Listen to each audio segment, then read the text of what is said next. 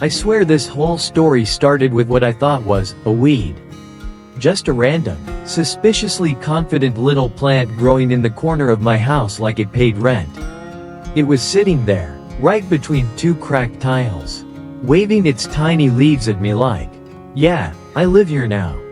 At first, I ignored it. You know, classic strategy. If you don't look at it, it doesn't exist. Same logic I use for emails and gym memberships. But every day, it got a little bigger. Not in an aggressive, horror movie way, but in a, hey, I'm thriving and you're not kind of way. And honestly, that felt personal. So one day, I crouched down and stared at it like a detective in a low-budget crime show. "Who are you?" I whispered. The plant said nothing, which I found extremely suspicious. Now, a normal person would probably just pull it out and move on with life. But not me. No, I decided this was a sign. A destiny moment. Maybe I was meant to become a plant parent. So I carefully dug it up, like I was handling a fragile ancient artifact, and moved it into a pot. Not just any pot, a premium recycled plastic pot that used to hold instant noodles. Sustainability, baby. Then began my new life. Every morning, I'd check on it. Good morning, plant, I'd say, like we were in a committed relationship. I watered it gently, not too much, because apparently plants can drown, which feels like a design flaw. But okay, I even Googled things like how to not accidentally kill plant. The internet was not reassuring. Days turned into weeks, and the plant kept growing. Taller, stronger, honestly, more successful than me. At one point, I started talking to it about my problems. "You're doing great," I'd say. Meanwhile, I ate instant noodles for the third time today. But here's the thing. I had no idea what this plant actually was.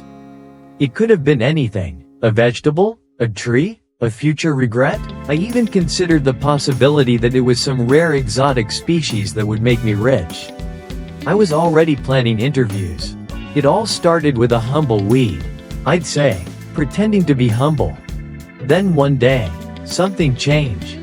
The plant started looking different, more structured, more ambitious. Leaves spread out like it had goals. And then, this is the moment, tiny green lumps started appearing. I leaned in close. "Oh no," I said, "you're producing things." At first, I thought it might be some kind of alien situation. But as the lumps grew bigger, a realization slowly hit me.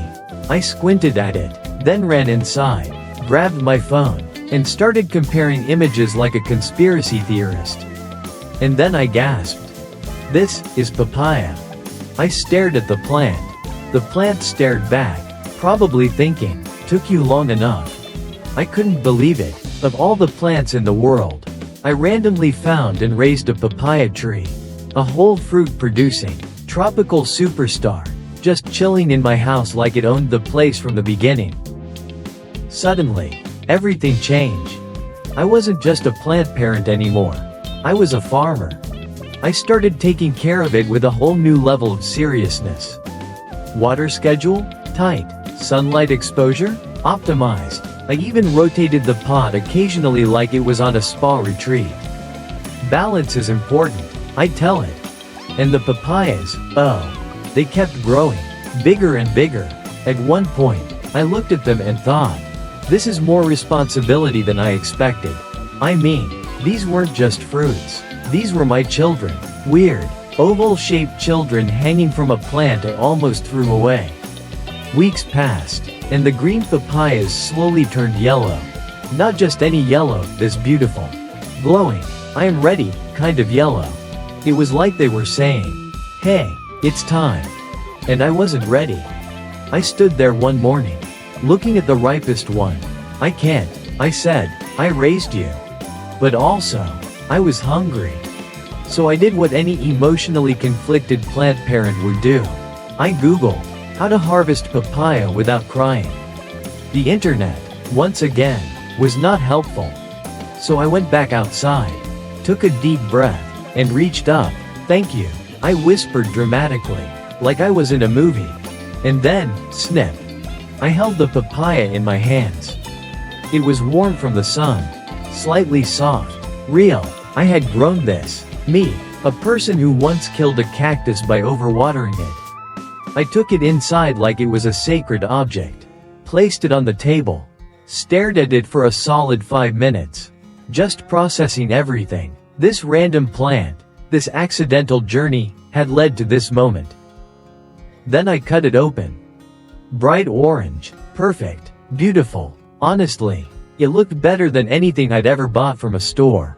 I took a bite. And wow. It tasted like victory. Slightly sweet, a little messy, and 100% earned. I sat there eating my homegrown papaya, feeling like I had unlocked a secret level in life. Like, who knew all it took was not pulling out a random plant?